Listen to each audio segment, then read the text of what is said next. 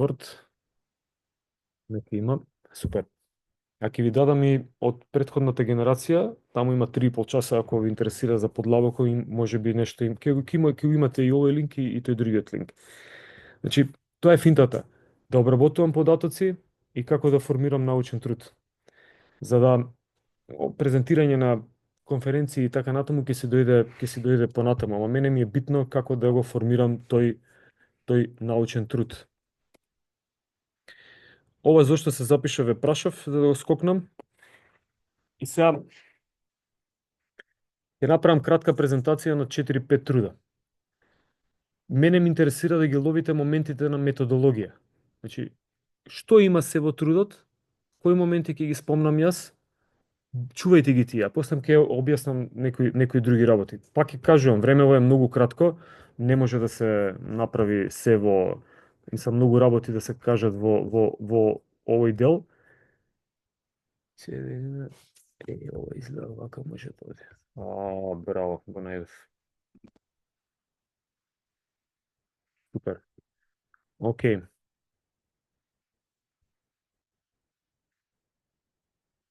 Океј, ама треба вака да го правам.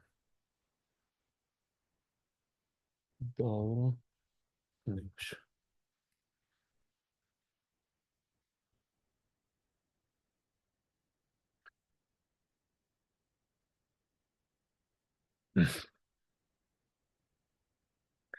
Ова кој ќе заглави техника на...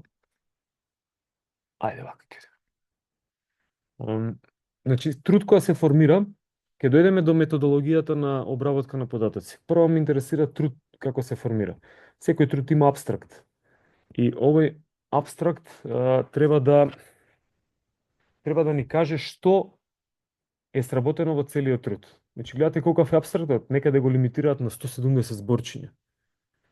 Би требало да ги добиете овие информации во методологија на истражување, како методски се поставува трудот. И сега, овој труд е објавен труд во списание. Вие кога ќе работите магистерска, ќе користите еден малце друг темплет, каде што магистерската ќе обработите во 50, 60, 70 страни, може во 30 страни да биде, не е никаков проблем.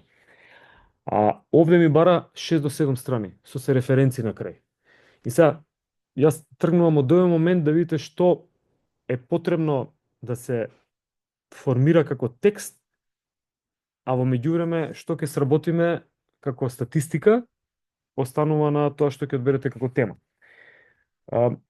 Има вовед. Кога се прави вовед, треба да тоа е сушност досегашни истражувања. Досегашните истражувања треба да ни покажат, ако е ова е некоја тема која што збори кейс, овде работевме, мислам дека направи светски рекорд, ама не го пријавивме, направи 2400 чучнувања длабоки за саат и 40 минути. Студент кој што се пријави вика јас сакам да правам колку можам максимум да правам. И ние правевме истражување на еден човек, затоа се вика кейс стади. Крстен професор Дивановски го крсти the case случајот. Немаше во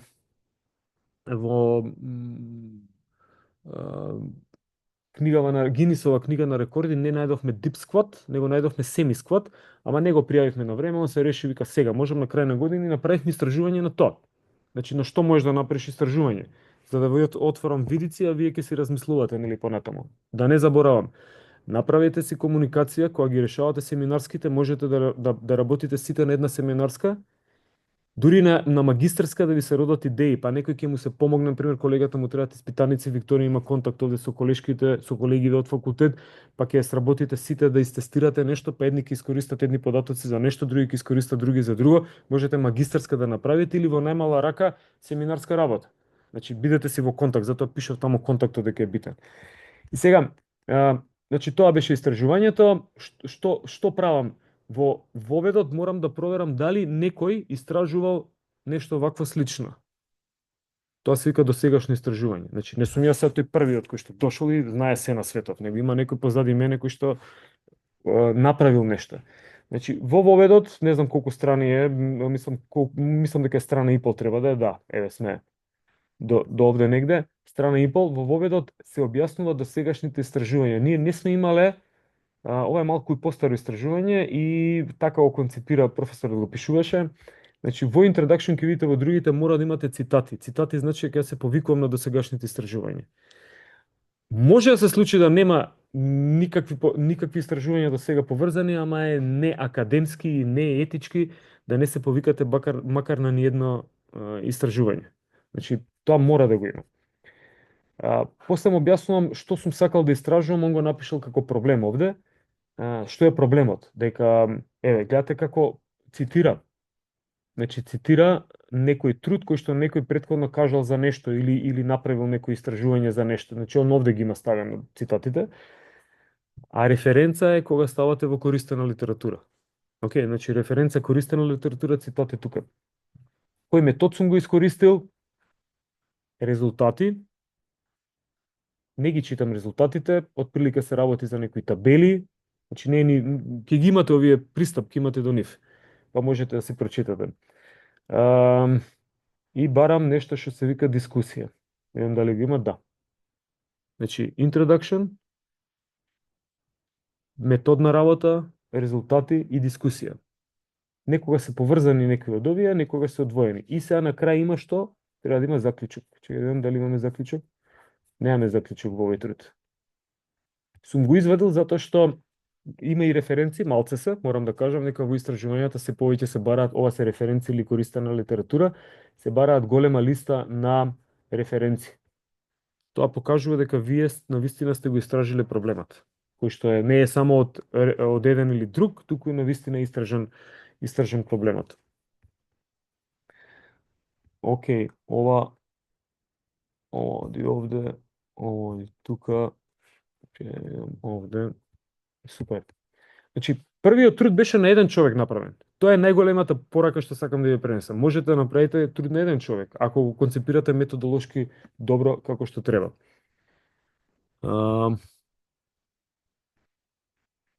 Ќе ме пукне ова.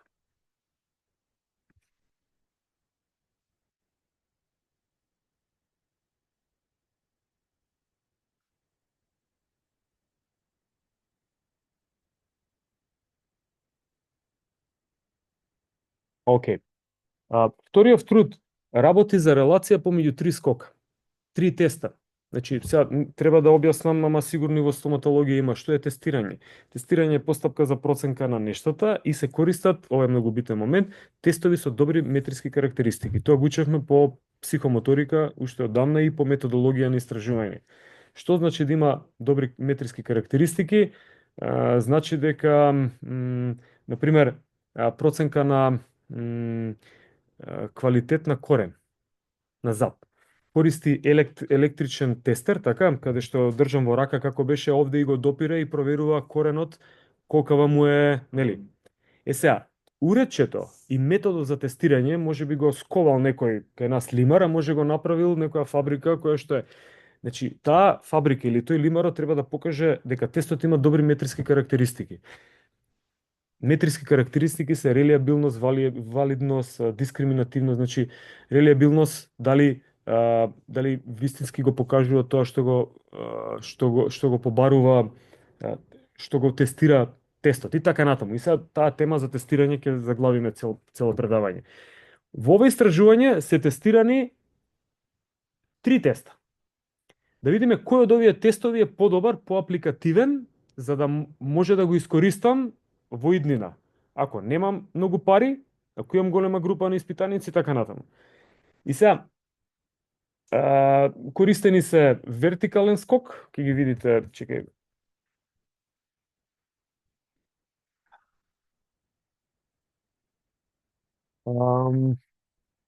Еве ги, супер. Значи, тестовите проценуваат експлозивна сила. Тоа е главниот момент сега во физичка култура која зборуваме, имаме разни видови на моторички способности, сила, брзина, издржливост, координација, прецизност, рамнотежа, брзина. 7 се отприлика. Ова експлозивна сила влегува во силови способности. И сега може да се процени на неколку момента и ние земавме три теста кои што имаат добри метриски карактеристики. Вертикален Абалаков скок, скок во далечина по психомоторика што го работевме и ова е една справа, намерно да е овде тука, се вика Optojump справа, која со фотокелии имаат контакти меѓу нив, значи сензори, кога ќе го прекинете сензорот, тушно сега е прекинат сензорот кога стои, кога ќе скокне ќе воспостави контакт и он на база на тоа проценува колку е во лет, колку високо скокнал. Значи добива екстра информации. И сега ако имам апаратура, може да го користам, ако имам пари, можам да го користам. Ова ако немам пари, ќе си ги користам другите. Арно, ама сега, ако ми требаат екстра информации за да го разграничам експлозивноста, овде има и колку вати создава сила, значи може да направи тестот. И сега ако ми треба тоа, тогаш ќе го користам, ќе ја користам оваа справа, која што 2500 евра, ама например ние ја имаме. За тестирање би требало да дозволи факултетот да се обучите и да знаете да истестирате. Арно, ама целта на истражувањето беше да ги провери овие три теста дали покажуваат иста работа. Значи се ве враќам назад. Првото истражување беше кейс, еден човек што направил и анализа на на неговите постигнувања. Повторно анализа на колку вати, дали работел во анаеробен праг, значи во анаеробен режим, во аеробен и така натаму, ама еден човек. Овде се направени три теста се проверуваат дали кој од овие три теста може да покаже подобри карактеристики. Например, може да се случи дека првите два теста, сега ова е битно, ние употребивме овде корелација како статистичка метода. Корелација, ќе ја спомнам понатаму, како статистичка метода е метода која што ги проверува овие две нешта дали корелираат. Ако телефонов задзвони, дали ова ќе задзвони. Ако телефонов нарасне, дали ова ќе нарасне. Значи, ако има корелација помеѓу нив, тие двете исто се менуваат во време, простори во нештата. Ако нема корелација, тогаш ова е телефон, ова е некоја опаковка за очила и толку, нема корелација. И сега со таа метода на корелација ние пробавме да видиме дали овие три теста резултатите корелираат исто. Значи еден испитаник ако има ниски, дали ќе има во сите три теста ниски. Ако еден испитаник има високи, дали во сите три теста ќе има високи резултати. Значи, тоа требаше да го провери ова истражување и се работи со помош на метода која што се нарекува корелација. Овде сме користеле Пирсонова корелација. Овде пишува, еве го, Пирсонова корелација. Сега, ќе почнам од почеток, на многу кратко само ќе опоминам трудот. Што забележувате како подглави?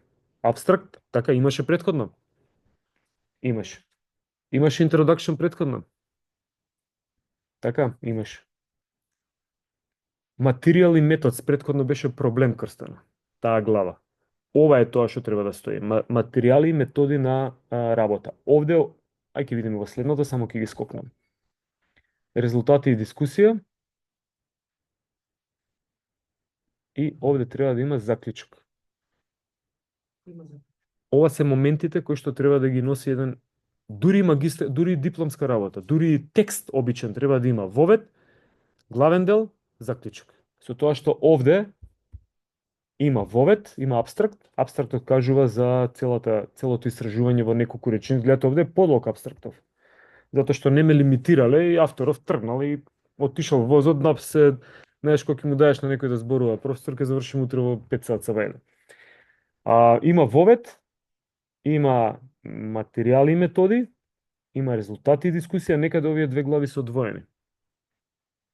Има заклучок. Ова не го спомнувам, ова е must, значи ова се подразбира по дефолт, дека мора да користите литература. И таа мора да се цитира дали ќе биде APA стайл, Harvard стайл, Oxford стайл, што сака нека биде, не е битно, мора да го има овој дел. Добро.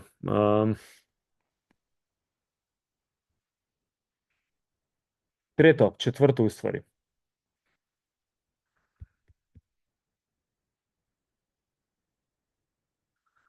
Се извинувам за техникава.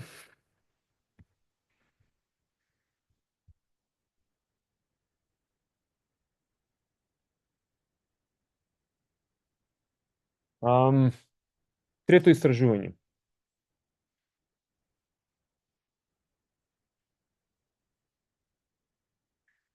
Два теста се повторно тестирани. Изокинетички вртлив момент тестиран преку изокинетичка машина. Слушнал некој за изокинетичка машина? Тоа е машина која што има константна брзина, ама ја ако сум по несилен од колегата, ја ќе продуцирам помала сила. Ако колегата е посилен од мене, он ќе продуцира поголема сила, ама брзината ќе биде иста. Значи изокинетика, иста кинетика, исто движење има. Не го запишува, тоа е еден вид на тест. И сега ние сме провериле изокинетичка тестирање на сила, снага, сила, преку изокинетичка машина и еден РМ тест. Еден РМ тест е кога ставам, например, на бенч овде работено, готова клупа, значи во седење, знаете на подпор има тука, вака нека биде, тука е клупата и јас доаѓам со двете раце или со една и работам бицепс. И сега еден РМ тестот е тој е тест за one repetition максимум. Значи, колкава тежина можем да кренам само е една, што сме го учеле по психомоторика. Финтата беше сега се провери дали има корелација, нешто слично како кај другиве, само на друг метод. Овде не е со корелација, овде е со АНОВА работено, со анализа на варијанса.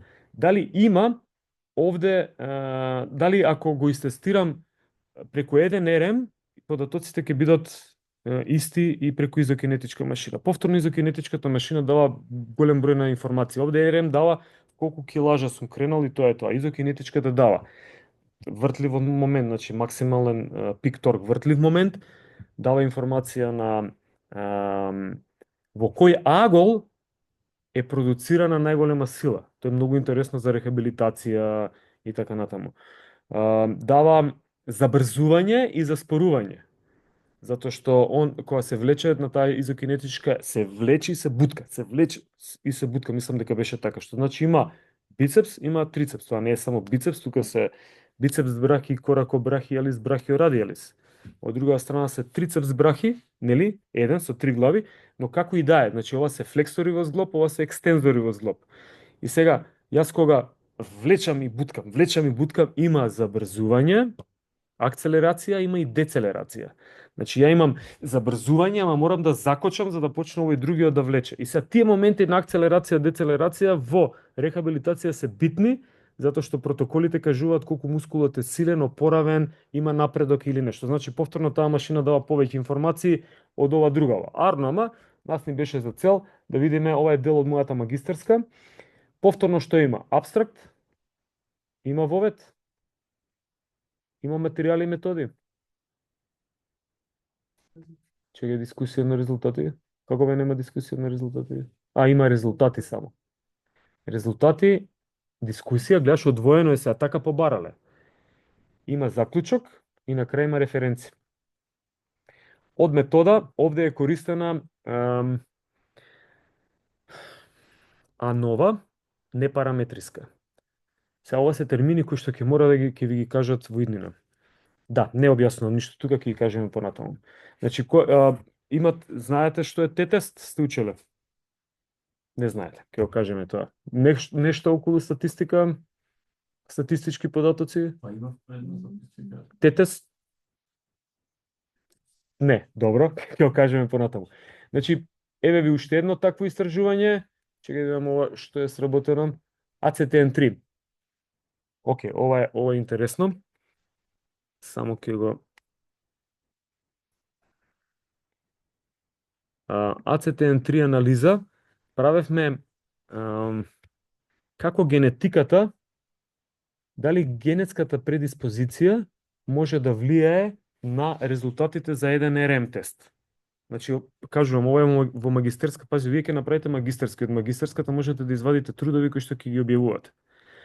Магистерската е 100 страни, трудовите се 7-8 страни. Ама не е тоа дека јас сум извадил делчиња, него треба да ја најдам темата и да го преработам трудот. Битно е дека ги имате податоците и ќе можете да сработите некој текст. И сега, овде што правевме? Дали има асоциација, нели постојат три различни групи на луѓе според според доминација на мускулно ткиво. Постојат доминација на брзи влакна во тело, тоа е општо познато, постои доминација на спори влакна и постојат луѓе кои што имаат и едни и други, не може да се издвојат. И сега, овие брзиве,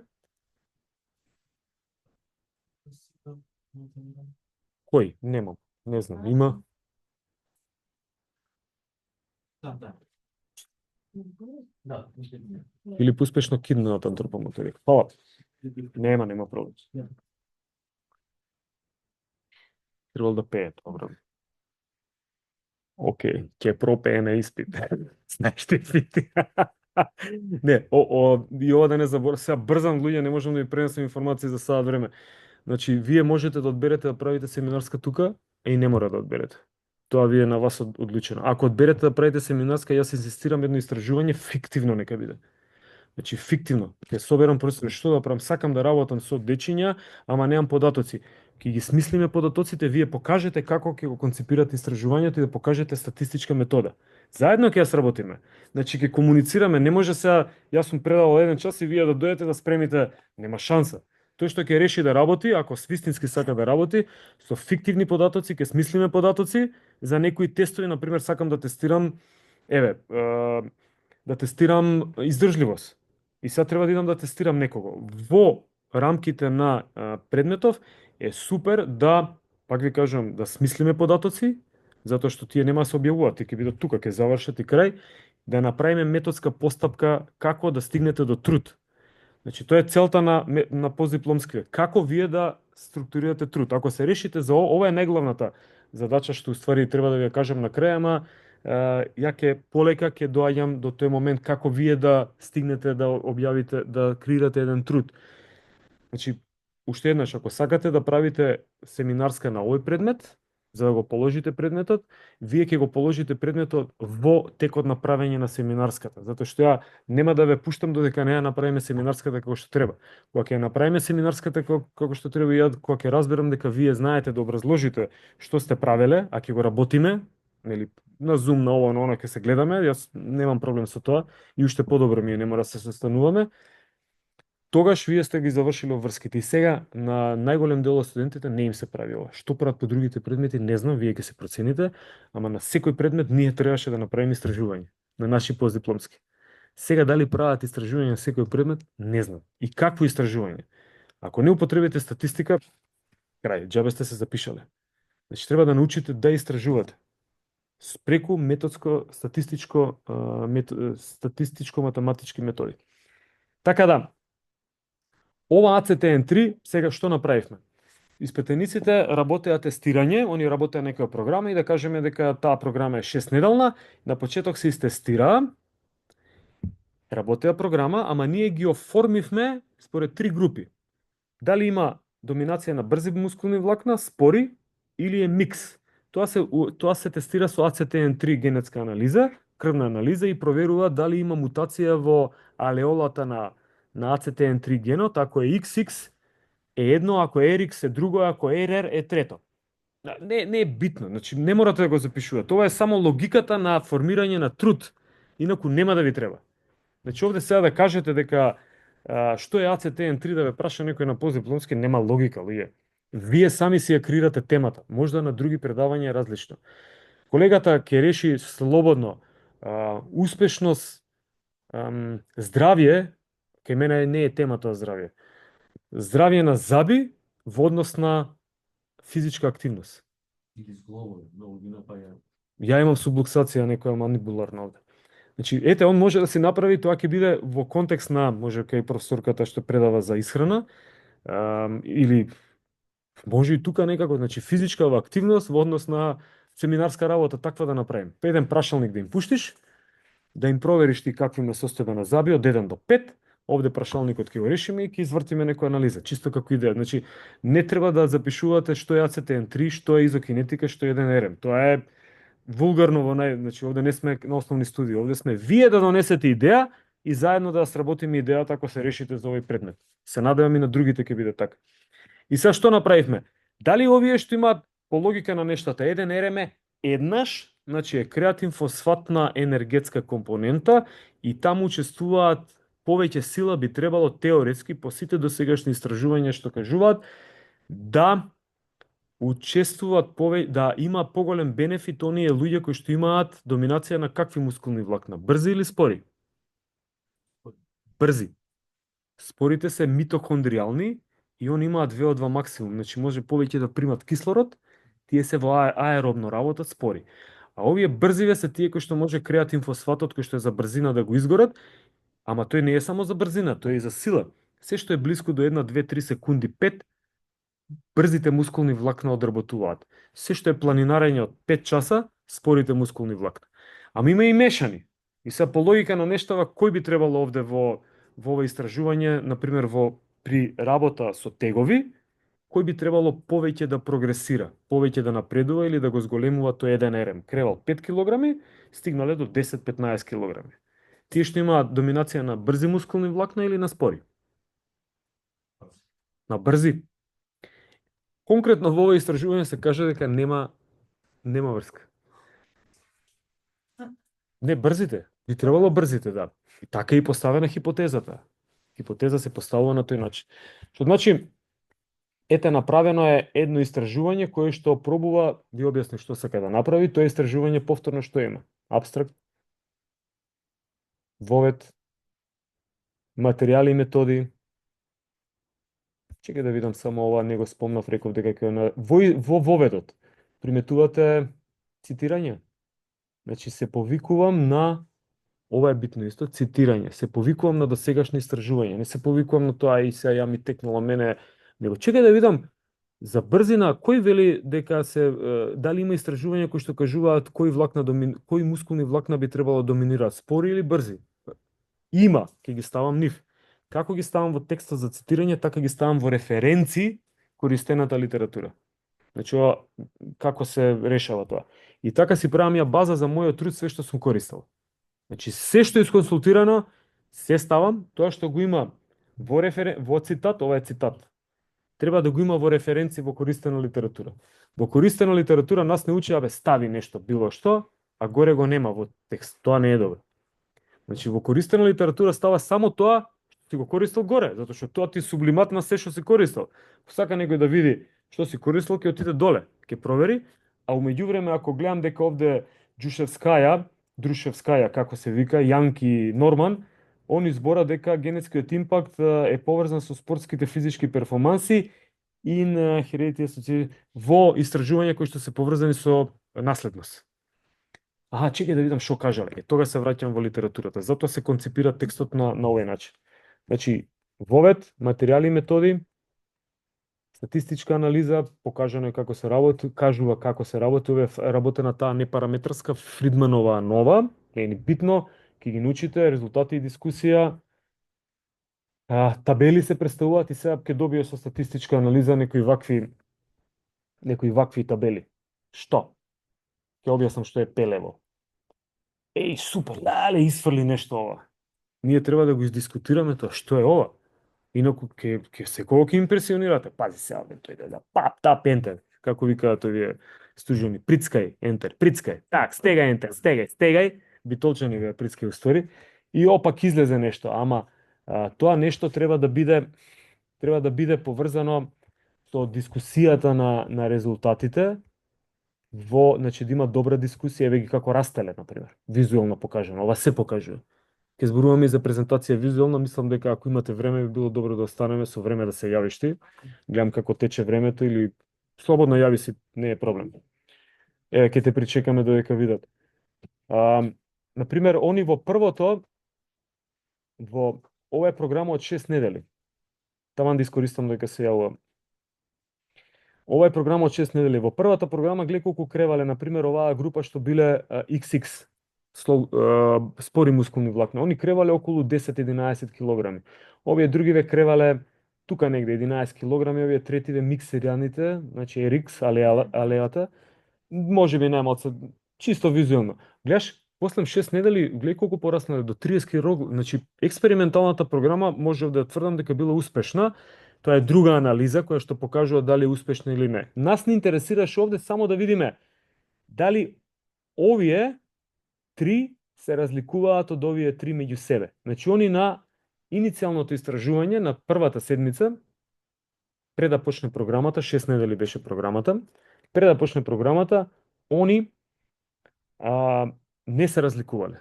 Тоа се нарекува се хомогенизирани. Значи, кога правите истражување, ова е битен момент сега, треба групите да се хомогенизирани. Тоа значи дека испитаниците да стартуваат од исти почеток. Не можете сега, например, Викторија трча спринт 10 секунди ја трчам спринт 15 секунди и ние да работиме иста програма. Затоа што ние немаме исти старт. Така. Возраст различна, тоа не е исти старт. Ние овде ги имаме, кажувам поише информации. Кога се прави истражување, ова е се сработено од мене. Приметивте дека користам ние. Академски е да користите дека тим го сработило. Инаку ја, нема ништо од тоа. Значи, ние користевме хомогенизација на групите од пилот истражување од 50 или 100 студенти колку беа, одбравме студенти со исти показатели. Значи, одбравме колку беа 7 по 3, 21 студент, кои што 25 беа за секој случај некој да не се откаже од истражувањата, кои што беа сите околу 10, сите можа да кренат 10. На иницијалното тестирање некој креваше поише, некој помалку, ние одбравме 25 луѓе, мислам дека беа, што креваат 10 килограми. И на тие им дававме да вежбаат. Сите вежбаа по истиот третман. По истиот третман вежбаа сите. На крајот, после 6-та недела ги проверуваме и гледаме дали овие брзиве, кои што се црвениве, fast twitch, ќе нараснат, всушност, ќе добијат повеќе на сила. Тоа беше хипотезата. Хипотеза е нешто што претпоставувам. Како што ви кажав, испадна дека не е тоа. Не, исто растат. Математичко, статистички докажавме дека нема разлика помеѓу нив. И за бицепс и за трицепс. Многу интересно. Бицепс е флексор, бицепс е викам флексор и екстензор. Значи, екстензорната група на мускули е посилна, она е антигравитацијска мускулна група. Таа е посилна. Антигравитацијски се грбните, значи флексори, екстензори, пардон, во кој дел, глутеусот е флексор, екстензор имаш, екстензор е квадрицепсот, трите глави кои што доаѓаат овде затоа што прави екстензија, флексор е бицепс брахиот позади. И сега, и тука има разлика, ви го кажувам, дека на што се треба да се размислува, дека екстензорната група е посилна и можеби нема да расте толку. Флексорната група не е толку силна и она е посклона на адаптација, тренинг. Тоа е исто како дебел човек. 150 кг да го ослабете до 120 е кола вода. За 2 недели ќе ослабе без проблем, без да осети. Ама од 100 да го намалиш на 90, истиот тој, проблем е. Така исто со групиве мускулни. Така да се покаже во истражување, ова пениво, ете, може да заприметите дека е над 0,05. Ке видиме што значи тоа. Заклучок, референции и тоа е тоа. И само уште ова беше последново. Ова е нешто последно што го правев. Ке го употребам за да ви кажам на кој систем е правено.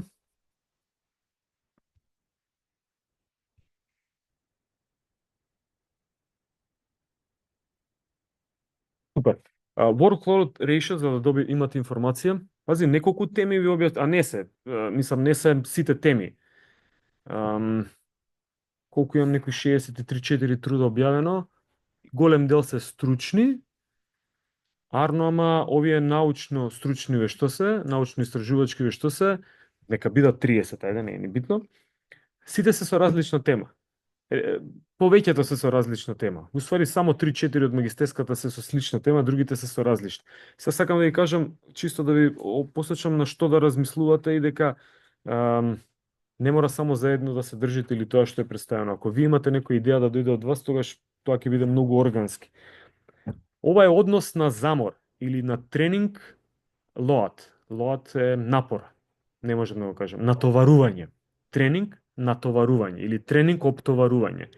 И тој workload ratio, значи односот на тренинг оптоварувањето меѓу 7 дена, average, средна вредност, и 28 дена, средна вредност. И сега тоа покажува дека ако го земам тој однос и е над 1,5 тој ден, значи дента кога 7 последни дена во однос на 28 последните дена ми дава однос 1,5, 1,7 нека биде, над 1,5, ја треба да застанам и да не ги оптоварувам спортистите. Значи се користи како метод за проценка на тренинг оптоварување. Инаку знаете кај нас, мислам, не е веќе така, ама порано се тренираше. Што трчаме денеска? Стотки. Зошто не знам. Така требало. Колку трчаме? Сите трчат исто. Едниов може, има брзи мускулни влакна, едниот има спори. И за него, ако тренираме брзина за овој спориов, то 3 пати е доста, за овој што е брзиов треба 10 пати да му направиш, инаку не си му го допрел моментот на...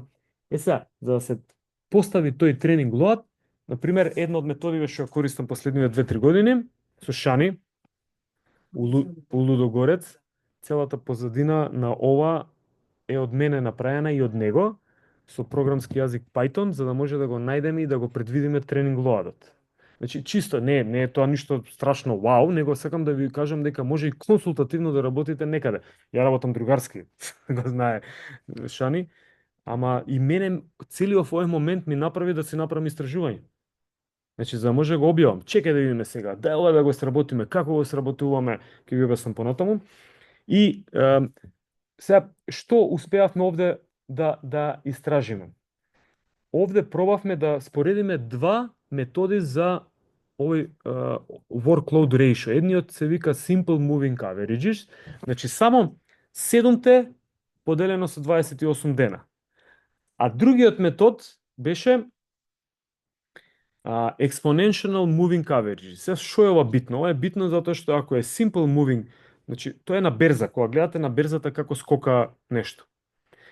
На берзата се Simple Moving Averages, од таму е извадено. Значи, они прават workload ratio на, или однос помеѓу падот на цениве, на злато, на не знам што, 7 во однос на 28 дена. Тоа е истата логика. И он бара некоја законитост. Значи, ние бараме законитости преку истражувањето. И сега, кажав, ако е под 0,8, супер, терај, треба многу да стискаш. Ако е околу 1,2, тогаш си добар, тука негде си добро го тренираш. Ама ако е над 1,5, треба да се размислам. И сега, ние направивме, ако е Simple Moving Averages, ми дава 1,5, ама не ни е добра логикава, затоа што има денови кога не тренира. Има некогаш денови кога направил преголем одмор, па пауза, и он ми вика следниот ден, јас ако му давам нормален тренинг, мене ми покажува 1,7. И сега викам, чекај, дај да истюнираме ние кривата, да нема такви пикови. И тогаш користиме експоненцијална метода, се вика некоја, кај што вика Exponential Moving Averages. Што е, не е битно воопшто и ја не го разбирам многу, ама истражувањата ми кажуваат, користи оваа крива, овој метод за да го полира, да нема оштри, пошто ако ти ми кажеш сега овде имаш ова, екам чекај, овој не тренирал 3 дена, ама ништо тренинг не му дав денеска. Он го чита тоа како, бидејќи не тренирал 3 дена, го чита односот 7 на 28, у денеска си го удрил со тренинг, што во суштина не е точно. Сега, тоа беше идејата на ова истражување, Тимов го гледате, ево го беше, не?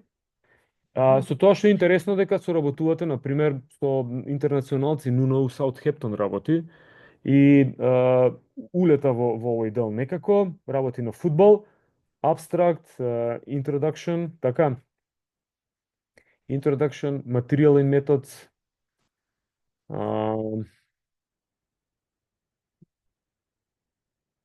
да, ова е на GitHub ставено, бидејќи го работи во Python, и супер да се представиш кој код го имаш работено, затоа што обично истражувањата кога се работат е добро да се дадат и податоците. Инаку, ако мислам, ние ги криеме податоците, ама етиката вели дека во секој момент податоците треба да се покажат. Не покажуваш имиња на испитаници, покажуваш податоци. Имиња не се покажуваат никогаш. Тоа е надвор од GDPR, Global Data Protection Regulation. Значи, тоа не сме да се покажува. Овде се употребени, се овде е интересно што се употребени неколку корелацијски анализи. Корелација ја кажав претходно, значи неколку анализи што споредуваат. Секој од тие корелацијски анализи си има свој момент кој што го објаснува.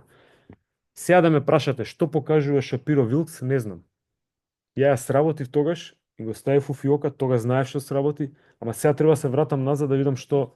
Значи не се плашете од моментот дека треба све да знаете. Не треба све да знаете. Тоа што ќе го работите, тоа треба да го истражите. И ќе го заборавите. Можам да ви кажам што е, ќе ви кажам што е ANOVA, MANOVA, мултипла регресија, сум ги работил, ми останале. Ова ми беше ново, тогаш ги истражив и сега ќе ви кажам, да, овде се работени 3 корелацијски теста. Спирман тест, Кендал-Тау и Distance Correlation. Што значат? Не знам. Знаеш зашто се насмеам сега ме потсети ова се инспирираше да веќе на. Ако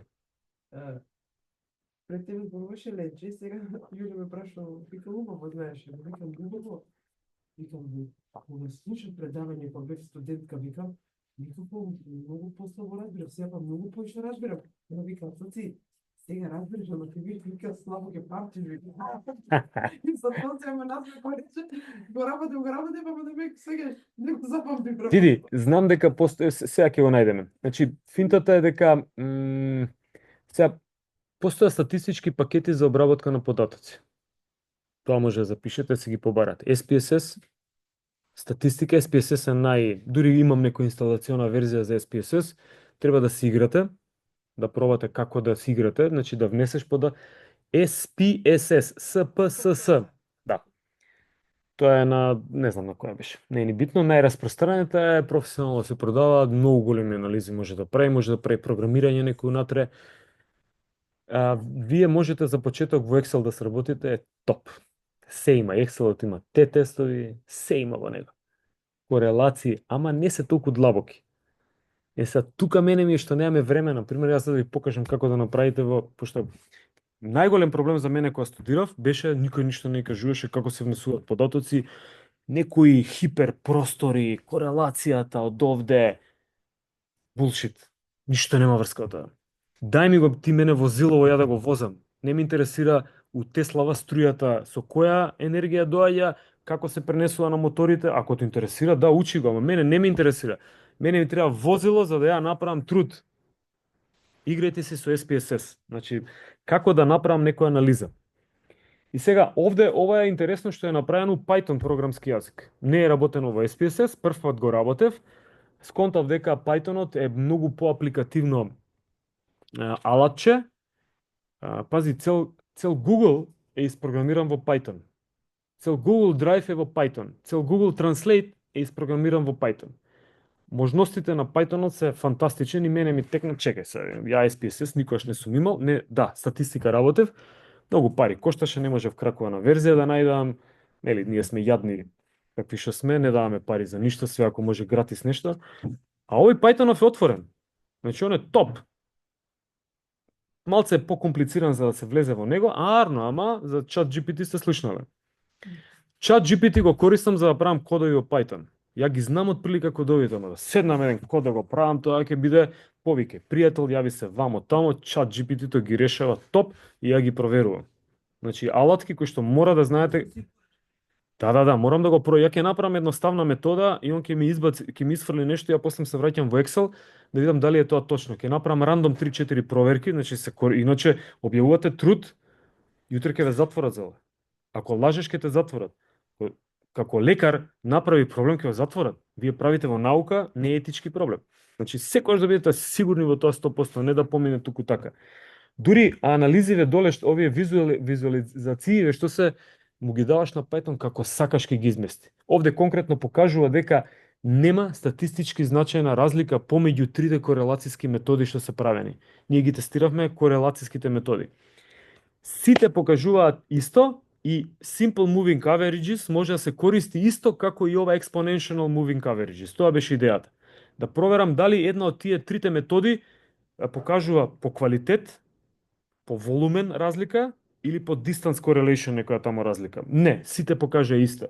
И овде се интерполирани овие црвените со плавите точки, иначе се преклопуваат комплетно. Python дозволува, например, може и SPSS дозволува да ги тргнам за 0,5 некоја вредност, за да покажам дека они се исти. И затоа викам, не знам, тука во текст дека се интерполирани. Сега,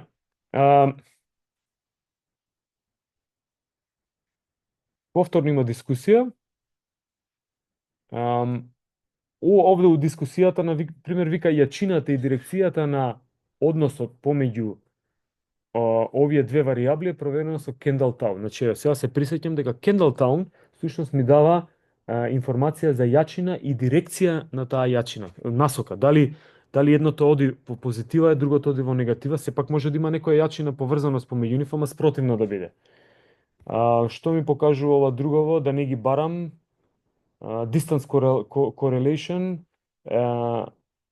Да, значи дали има линеарна или нелинеарна релација. Ако е нелинеарна, не може да ја фатите. Ако е линеарна, колку едното се зголемува, толку и другото, ама во дистанца. Значи, они се следат, значи може вака да се следат, ама може да се следат вака, па ова да се одвои овде, повторно да има некое следење. Значи, они се следат, ама да има различна дистанца помеѓу нив.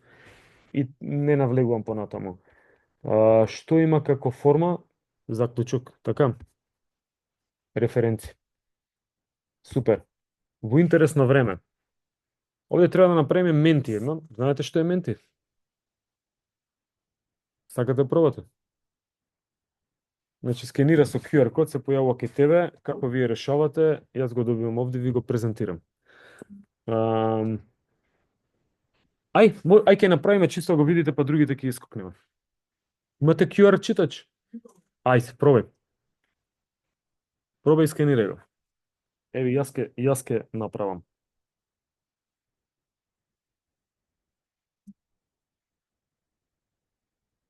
Скенирајте го и следете што ќе ви даде насоки. Треба да внесете текст.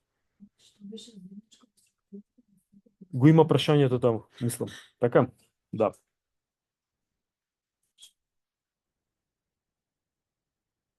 Да ние треба да одговориме тоа вас ќе излезе.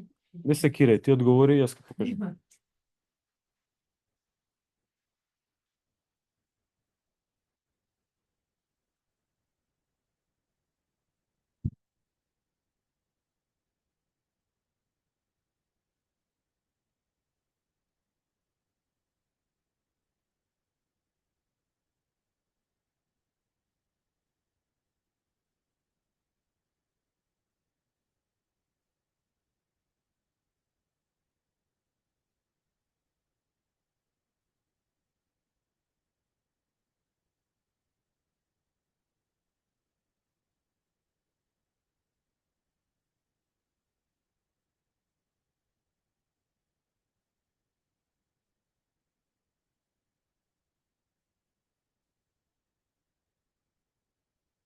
Тоа беше заедничко во структурата на сите текстови.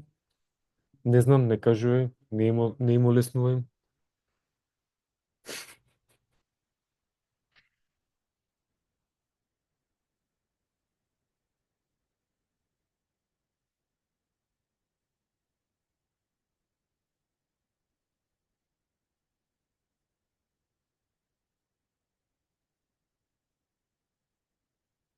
Искајте ентер, кога ќе завршите.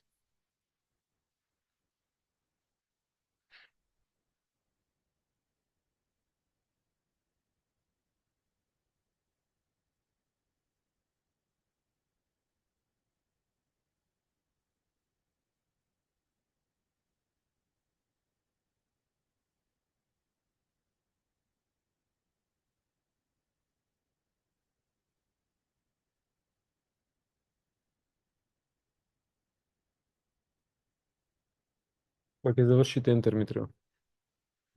Гледа. Кратко јас. Ако е кратко и јасно, сватив дека е вовед метод и резултати.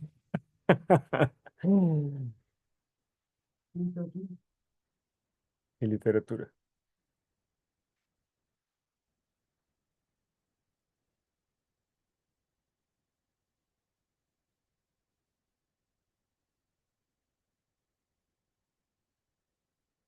Најверојатно Викторија. Или? Стегна ентер ти. Кликни ентер. Супер, 4. Тука се вртиме. Супер се сите. Значи, апстрактот доаѓа на крај. Кога ќе го направам целиот текст, тогаш, пошто текстот може да се менува, тогаш од целиот текст правам апстракт. Ама како методологија на формирање на текст стои апстракт. Вовед, introduction, каде што се вметнуваат сите оние работи, нели, за досегашни истражувања. Методи, methods and results, него резултати и дискусија. Резултати и дискусија, каде што се презентираат табелите, бројките, се дискутира дали моите бројки се слични со некои други бројки или се различни. Значи, тоа е финтата на резултати и дискусија. Не само да се фрлат резултатите и да нема никаква дискусија. На крај имаме заклучок, conclusion и референци. Сега, ова е за научно-истражувачки труд кој што сакате да го објавувате некаде. И вака би требало да биде вашиот труд ако сакате семинарска да направите тука. Може и на друг принцип да биде. Тој другиот принцип е како што се креира магистарска теза. Таму имате од хипотези, од задачи, од плани програма за работа, ама другите делови се слични. Океј, ако ви интересира, можам да ви пратам пример, моја магистерска, како е тоа сработено.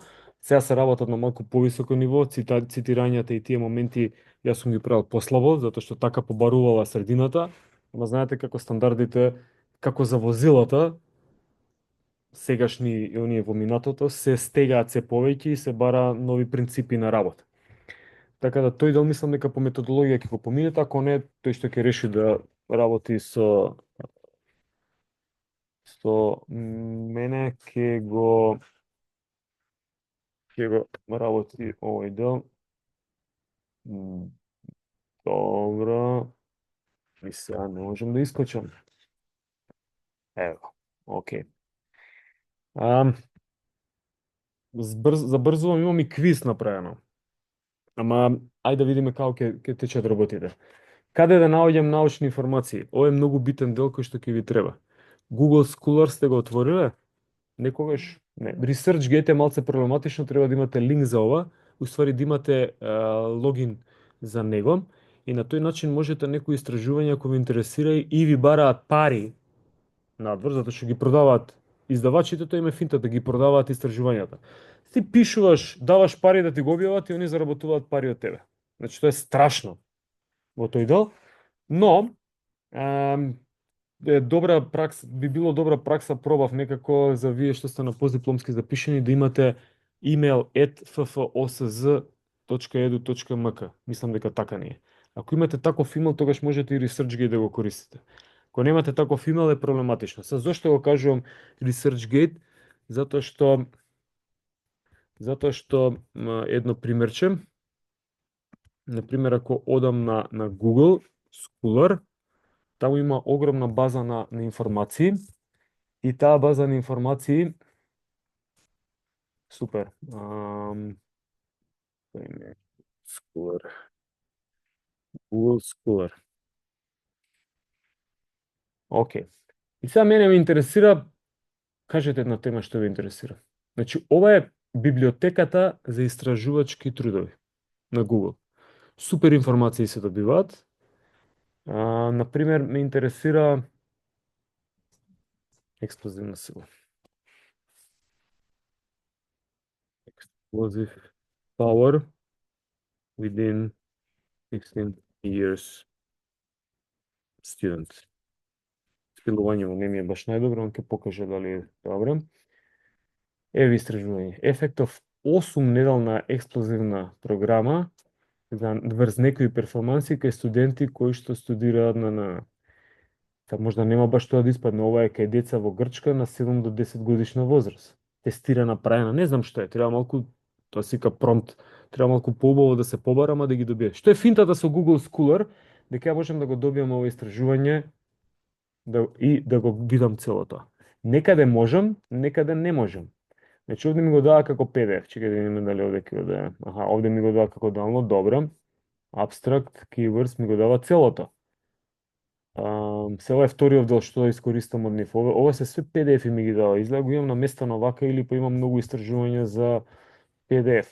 Ајде да видиме вака мојего acute chronic workload ratio football players. Одлично, ова ми треба. Без разлика што пишав, не го планирав ова, не го дават. Супер, го дава acute chronic workload ratio. Гледај се, ова се PDF-и, ова е HTML.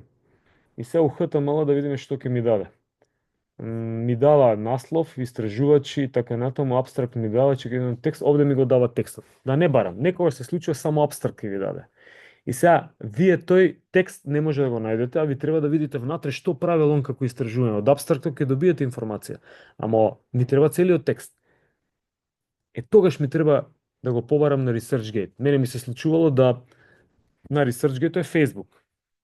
Здраво, можеше да ми го пратиш трудот. Или, кај авторите на ResearchGate дозволува дека е паблик трудот. И тогаш му го земам. Значи, енџините за пребарување на трудови се Google Scholar, ResearchGate, Google Scholar користете го. Google Scholarот е топ за овој дел.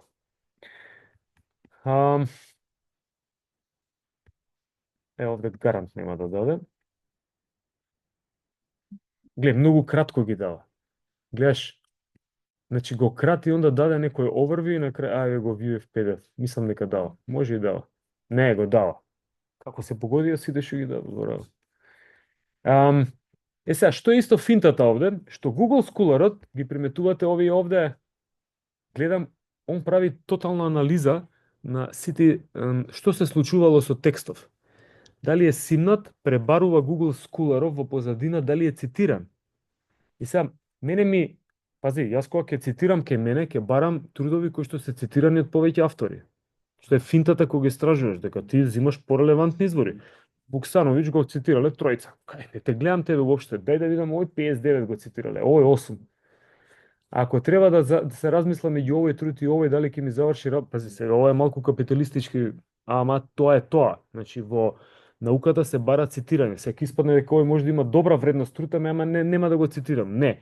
Ако е добра вредност, ја ќе си го земам и ќе си го цитирам него. Затоа што тој го објавил, трудот постои како објавен и тоа е тој дел. Че да има овде 59, има 7 и така натаму. Дури овде дозволува, еве 12 верзии објавен има на овој труд некаде. Значи истиот труд објавен во 12 верзии, го превземале, го правеле, го објавила оваа издавачка куќа, нешто имаат они некој договор меѓу нив, па го имаат објавено. Ај чекај се, ова е форбол, затоа не прави проблем. Ај вака се да видиме. High speed running football. High speed running. Пази ги цитирање. 626 пати го цитирале. Што значи дека овој, вие кога ќе цитирате вакви автори, вас ќе ви се крене рейтингот на трудот. И сега Google Scholar е финтата што дозволува да го провериш ова. Разбираш, дури имаш и related articles и на крајот кога ми треба да излечам референцата, ќе излечам од овде, еве ви APA style, еве ви Chicago style, Harvard style и така натаму style. Значи, гледате како се цитира трудот, се цитира на овој начин. Ова му идам copy-paste и го ставам во Word кај мене. Значи, апликативна примена како да направам референца. Затоа ви го посочив Google Scholar и одвоив повеќе од 5 минути на него. Не навлегувам повеќе, има делчиња кои што треба сами да си играте, некогаш не се добри цитативе. Треба да ги проверите сами и го користам ChatGPT за да ми искреира со добар промпт цитат, ама пак го проверувам дали е окей. Зошто ви го кажувам ChatGPT? Затоа што имате 15 цитати и треба да ги проверуваш побрзо. Наместо ги провериш побрзо, му ги дадеш на Вукса, му кажеш дај бе провери ги. Така правиме меѓу нас. Значи секој од кој учествува во тие авторите од трудовите, некој прави едно, некој прави друго, и кога ќе ти се паднат референците да ги провериш, тоа е смрт. Затоа што треба очи ќе ти истера дали има запирка, нема.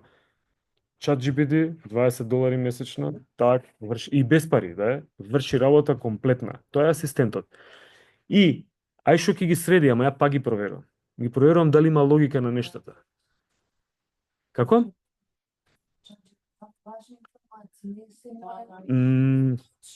Не е дека дава лажни информации, него зависи што ќе го прашаш. Може и да нема информации, точно, ама тоа е... Дава, кажу, некоја име, презиме, тој воопшто не е ни со фудбал, туку со некој друг спорт, и после ќе го препрашаш тоа и тоа, таа година, и тогаш му ти го дава, да, моја грешка, и биди појасна, и го дава конкретно име, презиме. Тоа се вика промпт. Како ќе го прашаш? Значи, докторати се прават на тоа како се прашува АИТО, за да го... Користите така? Не, добро. Од ваша пракса, е етички да се користи или не?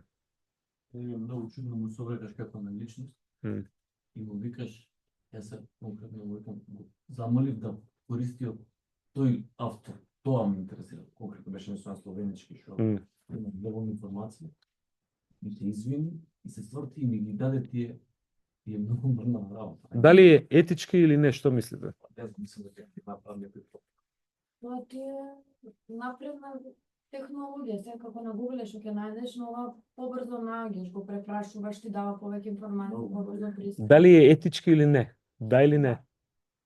Можете да го isformulирате? Јас сум за да. Порано беше баравме информации во, пази, не е етички да креираш текст, напиши ми песничка за Шар планина. Значи кога ти направи, тоа се вулгарни работи, за тоа не правам муабет. Програмерите го користат чат GPT за да се искоригира сам себе. Значи во тој момент тој асистент невиден асистент. Не е само и DeepSeek кинескиот и така натаму. Тие се одлични, мислам вршат работа за тој дел, не за креирање на податоци, него едноставно за ајде, чекај да видам овој. Кога сме кај овој дел заглавив. Мислам дека е јасно, ви кажав, не може во кратко време се да се направи и се што сакам да поминам многу на кратко. Кога работите статистика, секогаш треба да почнете да размислувате од овој момент дали има добра дистрибуција на податоци. Значи ова е се делот на статистичка обработка на податоци. И затоа се прави дескриптивна статистика. Ова е како се Гаусова крива. Гаус докажал дека се што постои на планетава, генерално ова како приказно ви го кажувам, има, например, како луѓе, има многу ниски, има средни, има и многу високи. Ама нивната дистрибуција е ваква некако. Многу повеќе има од оние што се средните, многу помалци има од џуџињата, нели? Џуџест раст и многу помалци има овие што се над 2,15 метри. Генерално 68% од популацијата тоа е една стандардна девијација. Употребувам са термини кои што ќе треба да ги учите по друг предмет. 68% од популацијата тоа е една стандардна девијација, се околу 1,80 м, пример. 95% од стандардната девијација или 95% од целата популација уствари, тоа се две стандардни девијации, се околу 170 висина. 99% и така натаму. Ама гледате оние највисоките се 2,14%. Најнискиве џуџести се 2,14 од лева страна. Значи Гаусовата крива се вика bell shape или облик на крива на звоно, кој што работи покажува за дистрибуција на податоци. И ние кога работиме со обработка на податоци, секогаш прво правиме дескриптивна статистика на податоци за да видиме каква е оваа дистрибуција. Многу од статистичките методи, можам да кажам дека најголем дел од статистичките методи мора да го задоволите, кога ќе ги внесете податоците, мора да задоволите да има нормална дистрибуција. Ако нема нормална дистрибуција, тогаш треба да примените метода која што е за ненормална дистрибуција на податоци. Ова го кажувам, посветувам внимание дека е така интересно. Какви може да бидат кривите? Значи може да биде ова е проценка, значи како се проверува нормалната дистрибуција. Значи може да биде преку куртозис, така се нарекува методов, еве го. Така се нарекува показателот. Значи дали е во минус, дали е во плюс. Значи ова е нормален куртозис, нормална дистрибуција, ама имаме некојаш кривата кога е горе, кривата кога е долу. Што значи ова дека е кривата кога е горе? Поголем број од податоците од испитаниците што сме ги собрале се блиску до средината негде. Значи ако од 1 до 10 правеле згибови, имало 100 испитаници, околу 5, тоа значи 4, 5 и 6, скоро 90% се тука групирани. Значи, ако се тука групирани, тогаш податоците кривата е ваква. Ако се групираат повеќе на краевите, имам повеќе што прават 1, 2 до 3 згиба, ама имам и исто толку имам што прават 7, 8 и 9 згиба, тогаш ќе биде куртозисот во минус. Сега, тоа е методска постапка која што со едно стегање на ентер, так ќе ви даде податок колку е куртозис или колку е скюникс. Скюнисот е, покажува кај се групираат дали на лево или на десно. Например, ова прво покажува дека ако е згибот и овде е 10 кај што x-ов, така, овде е 0. Овде па покажува дека поголем број од податоците ми се групирале на, значи поголем број од испитаниците можеле да направат поголем број на згибови. 7, 8, 9. Многу помалце можеле да направат 1, 2, 3 згиба, кај што ми се гледаш овде. Ова е нормална дистрибуција, иста на оваа. Ама овде Скјуниксот вели, овој тест бил тежок или испитаниците не се добро спремни и они се групираат на оваа страна. И сега со овие два метода вие можете да проверите и да кажете дали е нормална дистрибуција или не. Значи прво тргнав од тука. Веруете ми, треба пипкање. Читкате малце на интернет што е Скјуникс, како се прави. Можете Excel да го проверите за дескриптивна анализа, можете, ако сакате ќе направиме follow-up уште едно предавање, ако ви интересира, кажете ми, пишете за да направиме во Excel како да направиме дескриптивна анализа. Немам време сега да ви ја представам, веќе сме надвор од терминот, нели, ја имам уште некои работи. Значи, добивате ваква една табела, ова е табела на дескриптивна анализа, каде што покажува, пример, кој е тестот, еве, првиот тест нека биде, кога е тестиран и така натаму, колкав број на испитаници, 555, на иницијално тестирање, на контролно, на финално. Колкав е минималниот резултат, колкав е максималниот резултат на иницијалното тестирање, колкав е на контролно, колкав е на финално. Која е аритметичката средина? Таа е многу битна, затоа што во Т-тест, во АНОВА, во некои од анализите ние користиме анализа на варијанса, всушност ја користиме аритметичката средина некако, на еден начин, за да ги споредиме статистички податоците, едни со други. Ама овде може да видите дека има и куртозис, има и Скјуникс. И се овде вели дека овде комплетно ми го извади дали е нормално или не, сите се во нормална. Ако има параметар, искрено не ми текнува сега колку беше, дали куртозисот, вредноста на куртозисот за да се смета за нормална и вредноста на Скјунисот за да се смета на нормална. Приметувате, не сакам да ги памтам податоците, не ги памтам. Кога ќе ми треба, ја ќе го извадам и ќе знам што е и колку е, затоа што едноставно моментално толков ми е капацитетот, не може да го прими овој податок, сум го трнал негде на страна. Не се плашете, повторно ви кажувам како како да кажем, редовен професор, што ме одбрале, валјда имало нешто тоа што ме одбрале. Ама не се плашете дека треба да ги знаете овие податоци или не ги знам, што е проблем? Знам кај да ги најдам. Тоа е целата финта на наукава и на нештата. Значи, дескриптивна статистика е нешто прво што се прави.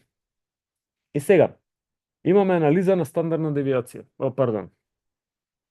Анализа на аритметичка средина.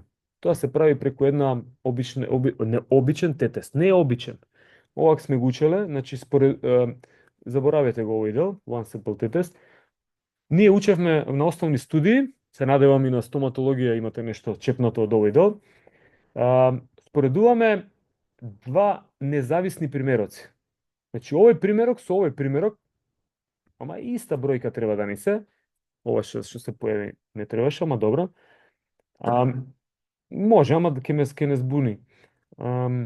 Ги споредуваме двете групи на испитаници. Како ги споредува? Има формула, ја учевме, тогаш ја знаев, не ја знам сега, има Excel. Има Excel, има SPSS, имаш Python, имаш ChatGPT. Во ChatGPT ги прави анализиве. Зошто ги прави? Проверено е. Во ChatGPT, да, Т-тест, АНОВА, МАНОВА. Има затоа што ChatGPT то во позадина работи со Python јазик. Python јазикот програмски има библиотеки се нарекуваат. Значи он си има своји фиоки каде што machine learning, знаете што е machine learning? Значи машинско учење. AI-то е направено на база на машинско учење.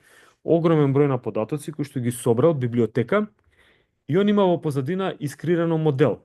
Сега ова го врзувам со тој data science што ви го кажав на почеток, ние учевме да работиме machine learning методи. Значи, како овој модел од податоци кои што го зимам, сам да се истренира и да ми прави предикција понатаму на било кој податок ја што ќе го внесам. Значи, ја сум направил модел кој што знае да размислува, условно, тоа е AI модел, кој што кога ќе му внесам други податоци, он ќе ми направи decision making на тие податоци. И сега, тој ChatGPT-то во позадина го користи Python јазикот, кој што дури и за machine learning machine learning метод има Тесла, пак ја земам возилово. Значи, она со камера гледа и она прави decision making каде е белата линија. Значи, дали треба да заврти на 120 и да ја држи линијата, нели? Тесла вози сама, пример. Вози и BMW имаат модели и Audi кои што возат сами. Volvo имаат модели што возат сами. Ама тоа е изграден модел.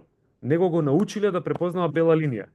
И него секој момент кога ќе му дојде новите метри од белата линија, тоа му е влезен инпут на податоци.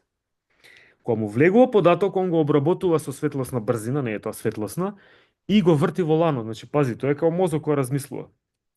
Затоа се вика machine learning метод или artificial intelligence, на други различни методи се, али во позадина користат машинско учење.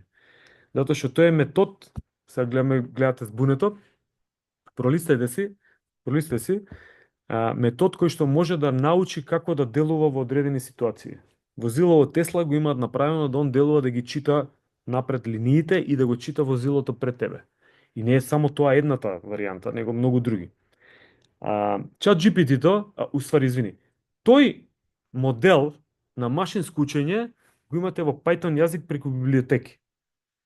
Значи, тоа го има направено едно типче, се вика Scikit-Learn, таа библиотека, за магистерска работа, го има направено за едно лето.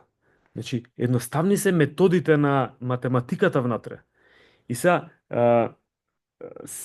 се што се користи во машински јазик, се користи всушност преку отворени паблик методи кои што може да ги користи сите. Може да ги користите ако ги сакате. ChatGPT-то го користи истите методи внатре и може да направи од machine learning методи да употреби, таму има нешто Rainforest, не знам сега какви беа све за да спореди податоци, што сакаш да направиш во позадина, но да направи статистичка обработка на податоци и да направи Т-тест. Ја ви кажав дека у последното истражување што го правев, тоа што ви го презентирав уствари, јас правев во Python, го креирав кодот, ми помогна ChatGPT да го искреирам, го правам во Jupyter Notebook, некој се вика онлайн, тоа е веб браузер кај што го прави, значи се е без пари, а е фантастично прецизно. Пошто не му верував, го провери во SPSS. Пошто ми рекоа, провери го во ChatGPT работи, го проверувам во ChatGPT, значи пази, се проверува сам себе за да биде сигурен во нешто да. И ChatGPT ми го дава исто. И на крај викам, чекај бе ChatGPT, кога гледам он ми ги дава, пошто можеш во ChatGPT да видиш се што работи, дека работи во Python код. Значи, он ги користи точно тие библиотеки кои што ја ги користам мануелно преку моите програмчиња, тамо некој се вика Spider и се вика некој Jupyter Notebook, не е ни битно. И сега ова е чепкање. Значи, треба да чепкаш. Треба да седнеш и да чепкаш. Ако не чепкаш, ништо нема да направиш. Да чепкаш, да истражуваш, да чепкаш, да креираш текст. Креира еден текст, прати го на овој Манијаков и он ќе го провери и ќе каже, добар е, не е добар. Знаеш, искористете ги сите. Кој што сака да комуницира, искористете го. Тој што не сака, не сака. Значи, може ова да го направите во ChatGPT. Дури можеш да му кажеш на ChatGPT искреира ми рандом податоци кои што нема да бидат статистички значени. И ќе ги искреира. И после, оди во SPSS, вежбај се. Знаеш, да не биде се вулгарно да ми направиш тука све, него оди вежбај се. И сега, кога зборувавме за етика, значи, може некој да го... Ова се моменти што мора да се кажат. Замислете дека во Белград на Сообраќајен факултет 80-та година изгласале да нема компјутери. Зошто? Затоа што трошеле струја. Се може го разберете тоа. Значи, они тогаш вика, не, тоа не е етички. Не, тоа не ни треба, троши струја, не можеме со тоа. И се ние доаѓаме овде кај што велиме Google. Порано беше, на Google ќе го прашам. И па кај идам во универзитетска библиотека да прашам. Со респект на универзитетската библиотека, треба да има таква и треба да има уште подобра, ама нема вакви информации кои што ги има на Google Scholar. Не ми е Google Scholar универзитетска библиотека. Ја магистерската ја правев во универзитетска. Ни интернет имаше, ни знаев да пробарувам, ни нешто наоѓав, не. Баре таму информации нема и после викам крај. И сам ме зеза, тогаш, сега на Google све ќе најдеш. Не, факт е дека се наоѓаме на Google. Не, сега ќе најдеш на ChatGPT. Затоа што не го користам веќе Google за претражување, го користам ChatGPT. Комплетно му кажувам, најди ми истражување аудио за ова и ова, со sources, извади ми ги 5 комада, најбитните со најдобра цитат. Значи, асистентски работи. Затоа го спомнувам цело време, да не ба момент дека е, нели, етички или не етички. Сега, значи овде едниот момент е кај што работиме независни примероци, проверуваме дали има помеѓу нив разлика на иницијално тестирање На контролно иницијално е на почеток, контролно е некој во средина ако имам експериментална постапка, а финално е на крај. Ама можам да споредувам, ова ги споредувам на пример на едно тестирање. Денеска сме влегли, имаме една група тамо, работела експлозивна сила, скок во далечина и една група овде и да видиме дали оваа група е подобра оваа. Сега, ова е едната група, како што кажавме, кај забите, која што води редовен живот, здравие се, ова не води редовен, какви се забите овде и таму. Арно, ама може, тоа се вика трансверзално истражување. Трансверзално истражување, пресек, так. Ама имаме и лонгитудинално истражување, каде што правам експериментална постапка. И сега сум ги земал овие, само ги проценувам и викам, овие имаат лошо здравје. Забите им се лоши, не водат добар живот. Ајде да видиме дали, ако им дам програма ја да водат добар живот, например да вежбаат, да се хранат и така натаму, дали ќе им се подобри забите, квалитетот на денталнова. Сега тоа е една група. И тоа се вика лонгитудинално истражување. Зошто? Затоа што во одреден период сум дал програма да они вежбаат, они што прават? Подобруваат здравје. Тоа е нивната програма за работа. Тоа се вика лонгитудинално. Така, различно од оно што е трансверзално преска што го кажа. Во лонгитудиналното, например, споредувам со т-тест една иста група. И затоа се вика paired или спарен т-тест. А вамо споредувам independent т-тест. Пази, ова е нешто наједноставно. Другите анализи ќе дојдат малку, ќе бидат покомплицирани. Како би изгледало тоа ако ја споредуваме според Гаусовата крива? Значи, ова е independent или независен т-тест и овде они се групираат околу плавиов shape, G1 е овде. А овие другиве се групираат овде. Сега, овие ако се преклопат едни со други, тогаш, G1 со G2, тогаш велиме дека нема разлика помеѓу нив. Ако го докажеме ова со математичко-статистичка метода, тогаш велиме дека нема статистички значајна разлика. Ова ви е најбитното нешто што ви го кажав сега, за цело предавање. За да дојдеме до тоа, мора да ви покажам како се креира текст, Ние бараме статистички значајна разлика. Всушност, статистички значајно да докажеме, научно, дека нештата се поврзани, не се поврзани, има разлика или нема разлика.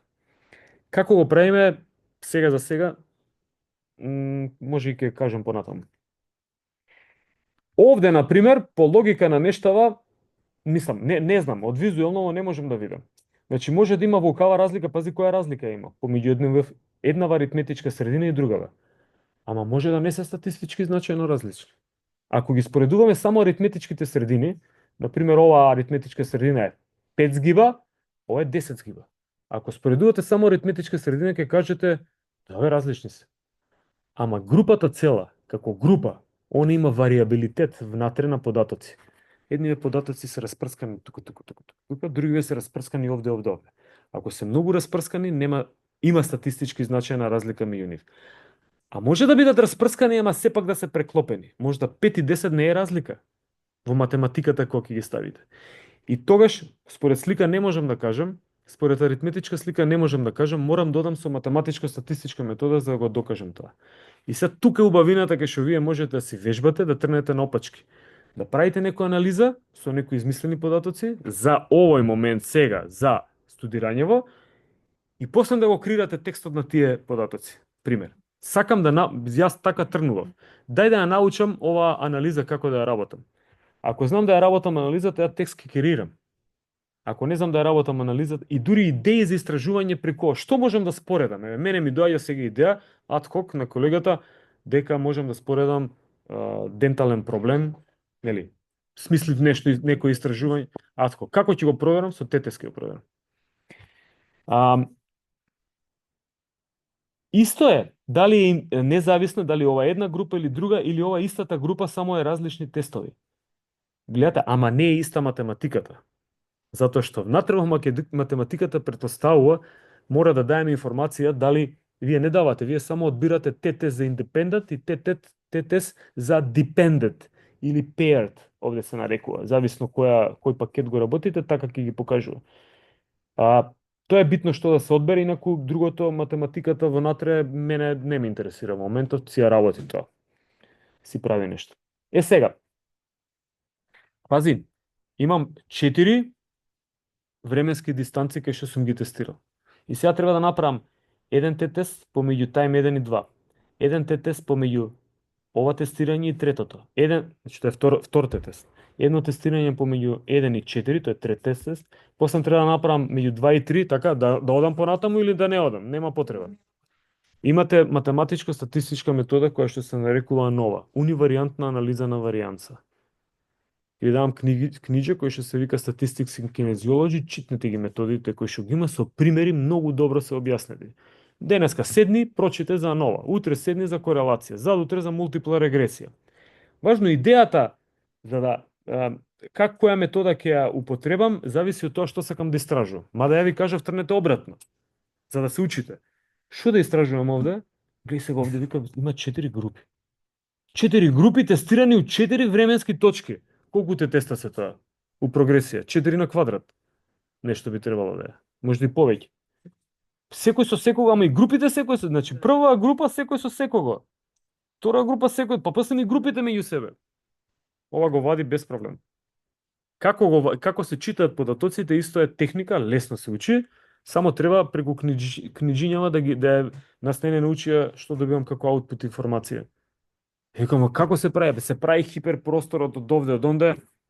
Кажав уште еднаш, и ако се ми текна булшит дека се снима. Како ја да ги читам податоците? Затоа што кога ќе добиам табелата, ја треба да знам што да заклучам, да издискутирам и што да заклучам. Инаку табелата е фантастична, science fiction, плюс плава ако ја ставите со нешто, тоа е одлична. Ама вредноста на податоците внатре ми покажува нешто друго. Ова е друга метода, факторска анализа, која што не се само овие, верујте ми, овие сум ги работел, па затоа ви ги кажам. Ова факторска анализа го редуцира просторов на многу тестови, многу информации, гледате како ги групира заеднички, кои што се, овде е прикажано по боја. Значи, може да направи латентниот простор на моторикава, ако даете многу тестови да покаже што е носечки дел или кој е тој фактор кој што влијае на поврзаноста помеѓу експлозивната сила и брзината. Пример. Кој е тој фактор што влијае помеѓу прецизноста и рамнотежата. Дали интензитет, дали е волум, не знам. Ова хипотетички. Али важно, ова факторска анализа го редуцира просторот на многуте нешта, например различни пивски флаши. И викате, ова пивска флаша лебел тој, овие пивски флаши тој. Правите факторска анализа и она ги групира по нешто. По што си има логика на сличност на податоци, по тоа ги групира. Курелич, ако го памтите од предавање, он има направена супер факторска анализа кај што се извадени овие два фактори. Вели, се што се случува во телото, а он стел многу тестови, е резултат на некој механизам за енергетска регулација и на некој механизам за регулација на движењето.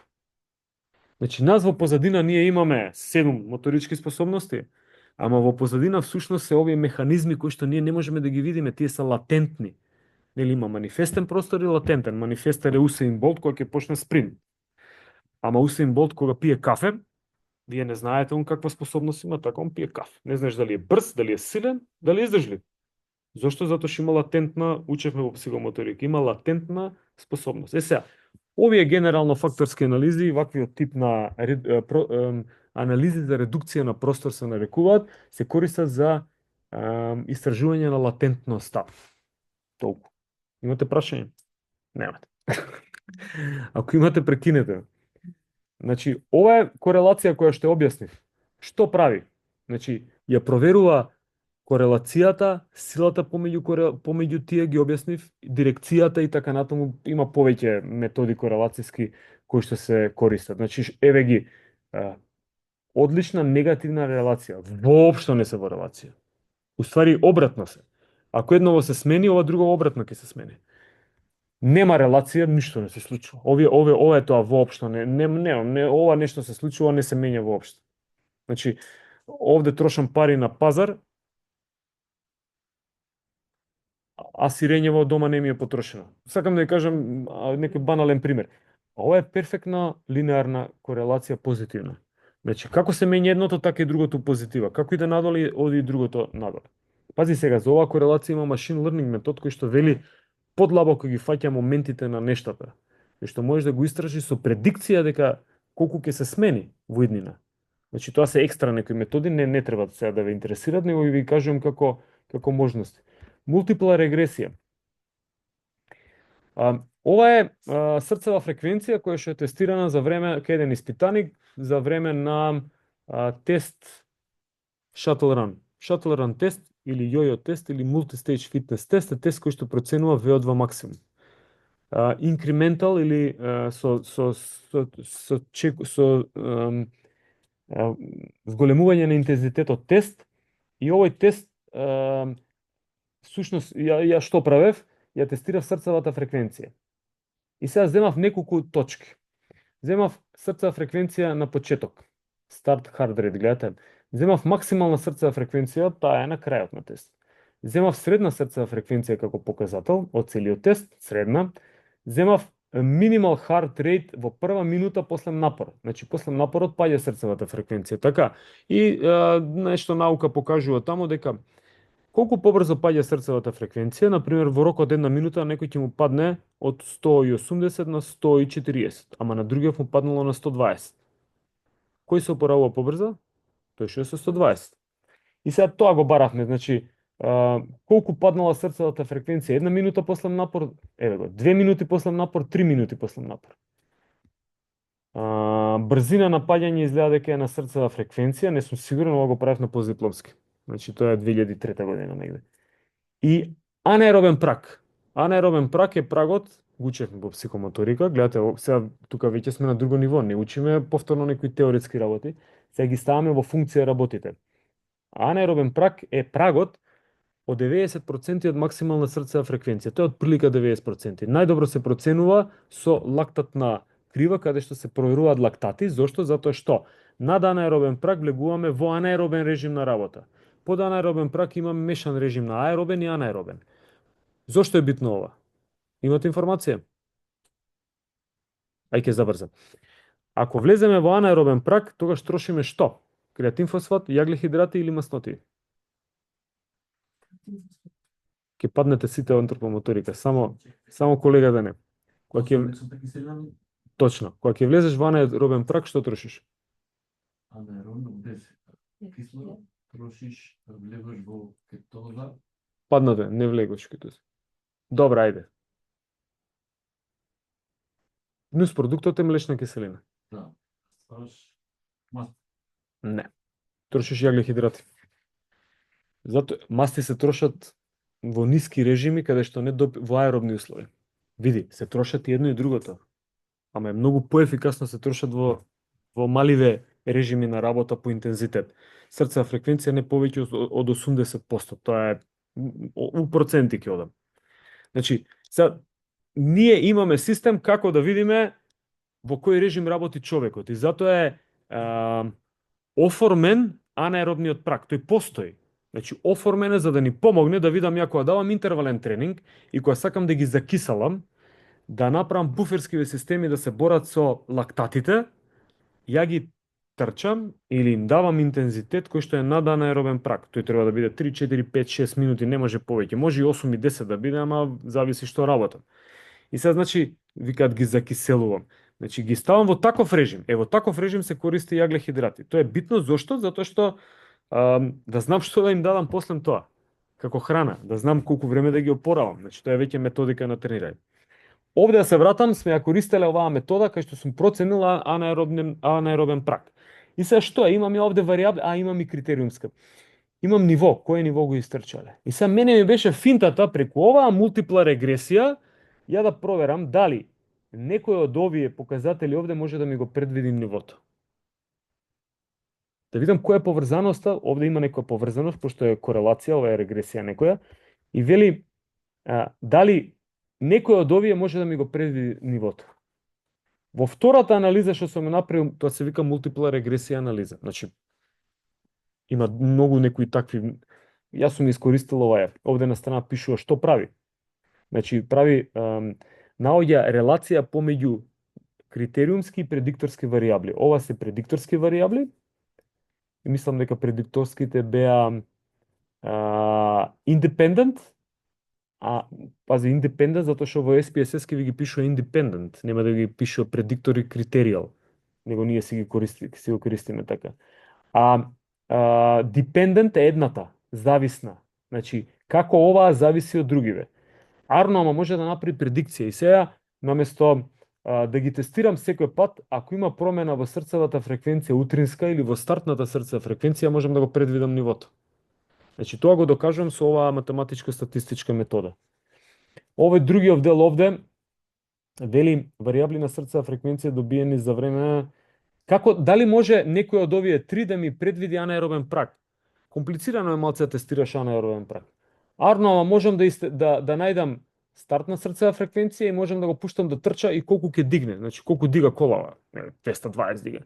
Наместо да направам проценка за анаеробен праг. Проценка на анаеробен праг треба да му направам ваков инкрементал тест, сличен, и треба да го тестирам и така натаму.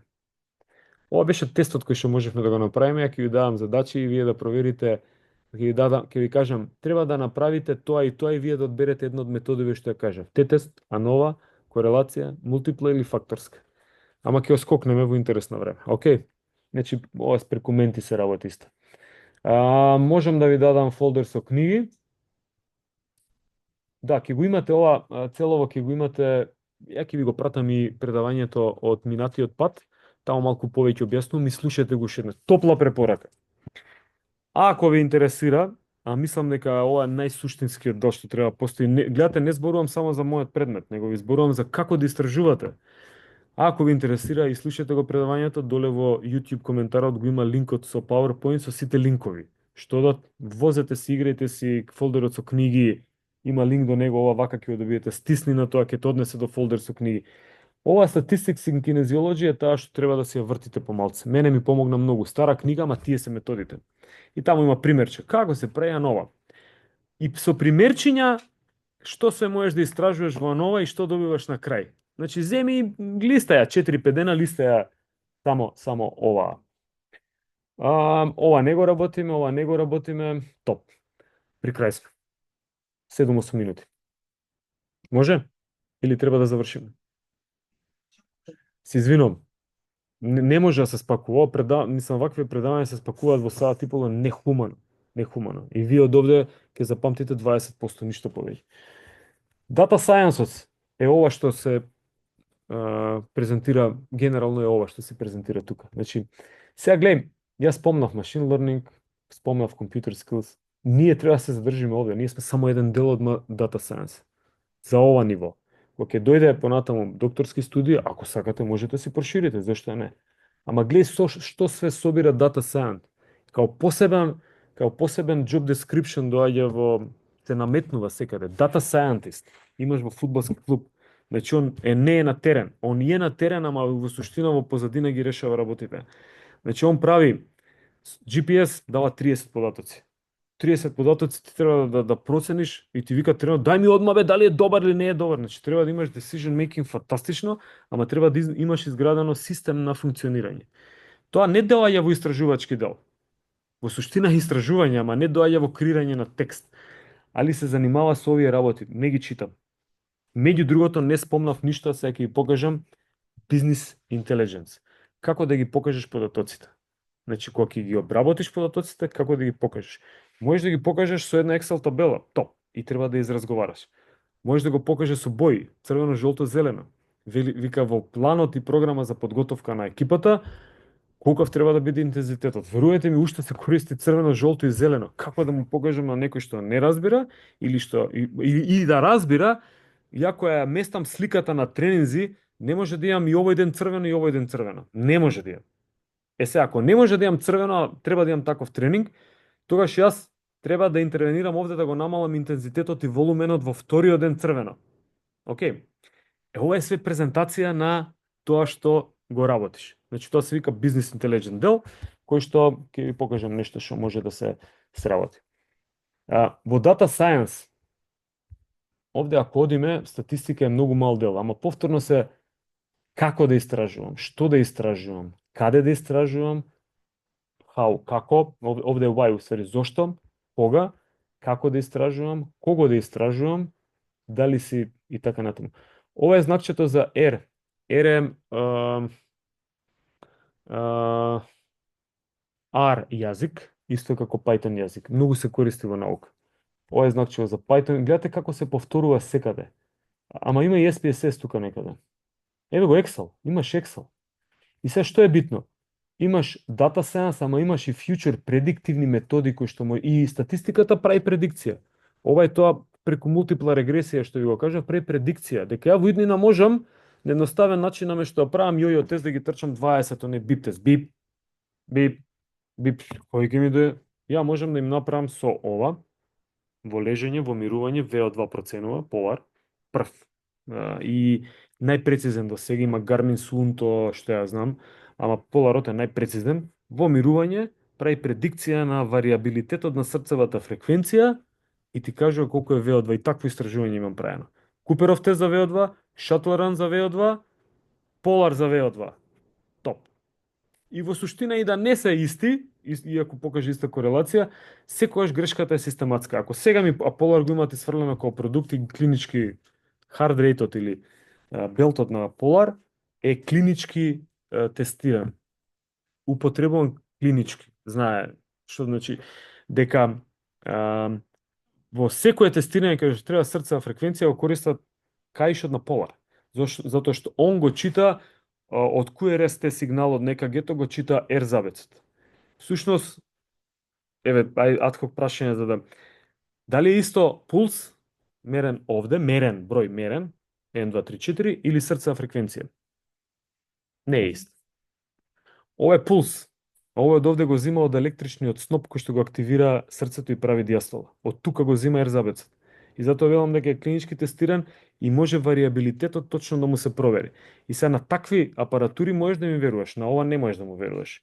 И он, со читањето на ерзабецот и вариабилитетот на срцевата фреквенција, комплетна наука е тоа, може да направи VO2. Арно, ама ја ако сум докажал, или некој докажал дека може да ми го процени нивото на Shuttle Run тест, кој што е всушност VO2, крајниот резултат е VO2, нели, знаеме што е VO2 max, со влезната срцева фреквенција, ако му се зголеми влезната, дека уствари ќе му се намали. Тогаш ја имам предикција и тогаш јас сум во овој дел овде. Значи затоа велам има методи кои што работат во минатото и проверуваат што се случи во минатото, ама в Data Science дозволува да има методи кои што се работат и во иднина. Широко е полево, не знам нија од ова многу работи, ама функционираат на овој начин. Сега, како да направиш презентација на нештата? Ајде, овој момент овде, можна линков овој да ни го тргна, добро, не ни го тргна. Например, си сработил нешто и треба да го објасниш тоа. И сега како да го објаснам тоа? Ова е еден модел кој што широко се користи. И пак не ми функционира кој што треба, ќе го направам вака. Ајде еднаш вака, добро. Во позадина Excel нова. Со тоа што ова е динамичен, работел нека со Power BI. Слушнал некаде. Ви реков, може Excel, ама можете да бидете, не знам, фраери па да го искористите. Нема да ви требало. Ова е само екстра нешто. Мислам, убаво е да знаете што се постои. Како функционира Теслава, дека има машин learning, дека ја можам да го употребам тоа, ама и не ми треба. Можам да го употребам и обична, не обична, него супер статистика за моите потреби. Но зошто ви го покажувам? Затоа што не завршува све со статистиката. И она, вау, него има и многу повеќе. Не е за плашење, него е за мотив дека треба да седнете и да сработите статистика, затоа што тоа е букварот. Ако не го сработите, тој не може повеќе. И се уште еднаш, не се плашете од тоа, ќе делува страшно, ама ко може овој овде, ко можат овие другиве, можете и вие. Само е прашај, прашај го ChatGPT, пак ви кажувам. Провери таму што има и после ми сконсултирај се со овој дали е окей или не е окей. Мислам со било кој друг. Во позадината е Google Sheet 1 кој што е Excel, кој што динамички секој ден ми ги полнат податоците после секој тренинг. Моделот е изграден така да направи. Сега гледа овде прави Simple Moving Averages, што ви го кажам на почеток, 7 на 28 дена. Арно прави 3 на 21 дена, сме процениле според истражувања дека и ова е добар податок, да видиме дали ги гледате овде Danger Zone кај. Еве ги точно, под 0,8, under training, треба да го форсирам. меѓу 0,8 и 1,3 optimal workload.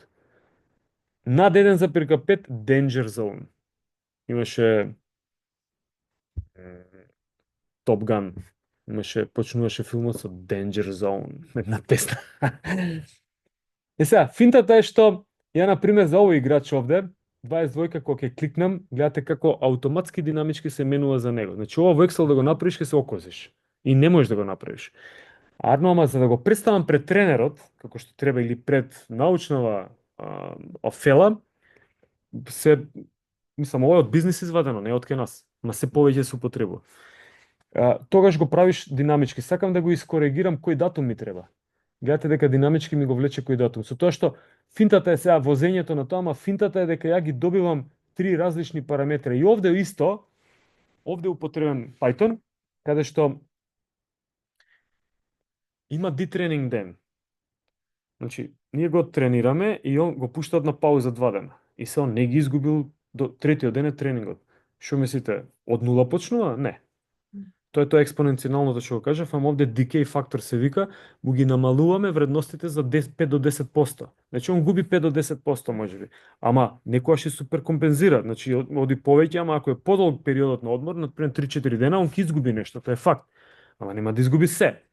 И сега како да ја истионирам кривата на уште подобар начин, овие последниве ЕВМА кои што пишуваат, тие се со тој decay фактор, со намалувачки. Значи, има ли во тренингот пауза, моделот ќе пресмета и ќе му го намали капацитетот, ама ќе го рачуна дека имал тренинг со намален интензитет. И тоа значи дека си олеснувам со ваков модел многу за да можам да направам, овој не тренирал, нешто се случило со него, за да можам да направам проценка дали ми се добри. И сега, ако од овие сите три, две, например, субјективно е ова, две ми отскокнуваат многу, значи имам проблем. Ако едно ми отскокнува, онда ќе се размислам. Ако сите ми отскокнуваат, дефинитивно имам проблем, треба да му го намалам тренингот на човекот. Тоа е за едниот човек. Сега, ова е само за total distance. Реков, GPS се вадат многу податоци. Ова е за истрчана дистанца во минута. Ова е за high speed running на тамо 20 км на час. Ова е за дистанца во зона 3 до зона 4, зона 5 и зона 6. Спринт дистанца. Значи за сите посебно. Пази во Excel ако сакаш ова да го испрезентираш, не можеш. Треба чепкање, ама се работи. Истиов како да му испрезентирам, например, во однос на екипата. Дека овие големиве точки се над средината, малите точки се под средната вредност за целата екипа. Колку истрчал, чека да видиме овде имаме негде total distance. Значи овој за сите овие денови бил 50%, 50-50 бил. Другите фудбалери 57 од нив биле над средината. И сега си креирам тренинг, чекај да видам каков е овој тренинг за сите. Значи таму има индивидуализација на тренинг, ама не можеш комплетно да индивидуализираш. Овој истрчал, значи овде во спринт, можам одма да проценам дека овој спринт не му оди, затоа што од сите тренинзи само 11% бил над средната вредност, другите играчи ми се подобри. Зошто ви го кажувам? Затоа што дискусијата на резултатите е најбитна. И заклучокот, ја од овде што ќе заклучам?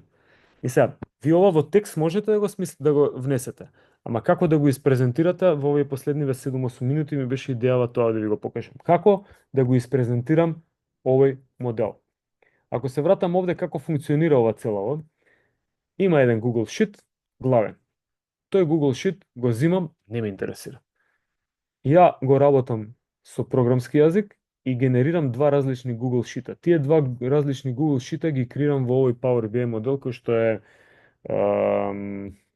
ќе видиме, тој само во Windows функционира. И тука нешто се чепка Advanced Excel. Тамо дозволува и програмирање и слично. Супер е за учење, сега не ви треба. Што спомнувам цело време? Така? Што спомнувам цело време? Нема да го работиме. Ме прашав. Најбитно е, сега ќе ме прашате што да направите кај овој предмет. Овој предмет се занимава со моторика. Тоа значи, сила, брзина, наједноставно за вас. Флексибилност, рамнотежа и така натаму. Во ова поле ја можам да ви помогнам, не можам во психологија, не можам во рекреација, не можам во не е моје поле. Ја во ова поле можам да ви помогнам вие да научите да сработите и да научите да реализирате математичко-статистичка метода и да научите да креирате еден текст. Ако тоа ви интересира нешто од ова поле, тогаш одберете го овој предмет. Ке стискам, нема да дозволувам да поминете туку така. Не е поентата вулгарно да поминете. Туку ако сакате да научите, ќе научите. Ако не сакате да научите, не го одбирате предметот.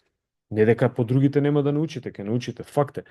Него сакам да ви кажам дека, например, професорова добро ли? Не е добра.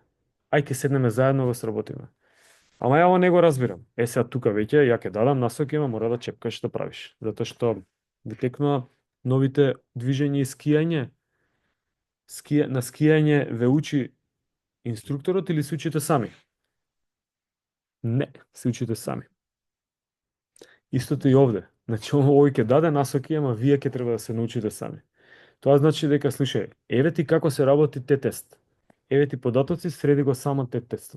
Среди го сам тест. Каде? Во Excel среди го. Сакаш SPSS? Еве ти SPSS. Како се работи SPSS? Ке седнеме сите ако одберете, или еден ако одбере, не е битно, ќе поминеме како се работи тест. И после интуитивно слично се работат и другите податоци. Има една финта. Не знам податоците како да ги добивам табела, не знам што да правам со податоците. Врати се во книгата каде што покажува како се работи нова. Ти си направила нова и тамо вика излезните податоци овие, ова ти е многу битно. Види че тоа не го каже. Морам да се вратам назад. Што ни е најбитно во овој момент? Еве, креирам идеја за истражување. Значи, имам задача да се утврди дали постојат разлики во резултатите во скок водолечина меѓу 3 различни групи. Поставам хипотеза, нулта. Нема. Ова не е мојот домен да ми го објаснам. Ова треба да ќе го учите по методологија. Одберете го мора усвари ќе слушате, методологија на истражување ви е најбитниот предмет. Дел ќе добиете таму информации, дел нема, ама овие се битните информации. Мислам, најверојатно ќе ги добиете сите. Па кажувам, не е мое ова. Ама морам да го, ќе го кажам. Зошто се вика негативна? Затоа што таа вели не, академска скепса. Не, јас со истражување нема да добиам ништо. Значи тоа е академска скепса. Не вика, јас ќе докажам ова. Не знам дали ќе докажам. Ама понатаму другите алтернативни хипотези се сепак проактивни, дека да, ја очекувам дека ќе има разлика таму. Очекувам дека, не знам, нема да има разлика, ама очекувам позитивно. И сега сум одбрал one нова да направам, анализа на варијанса со еден фактор, зошто споредувам 3 независни групи. Да не работам те тестови, споредувам. И сега податоците од тестот ги обработувам и добивам П ниво. Ова П ниво, го кажав еднаш, е најбитното нешто, секаде се провлекува. Ако ова П ниво ми е помало од 0,05, постои значајна статистичка разлика меѓу групите. Ако не ми е помало, не постои значајна. Тоа е најбитниот момент кога се работи статистичка метода. Ама и ова треба тамо да го поминете. Не тука. Значи, да сумирам, како се креира текст, како се тражат информации, кои статистички методи отприлика ги изорганизиравме, што е битно кај статистички методи, дека дескриптивно, отприлика се е битно, ама на крајот се добива овој момент, 0,05, и како да ги испрезентирам резултатите. Дали ќе деам една табела, доволна е за ваше ниво, е доволна една табела да земам и да ги испрезентирам, или работам сакам да сум малце така, ми треба всушност да ги испрезентирам преку некои по-адванс методи кај што ви го покажив тој Power BI. Така да, со овој дел дали ви е јасно, ако одберете статистички методи, што ви е битно? Мислам, што ви е битно за предметов? Дали ви е отприлика јасно?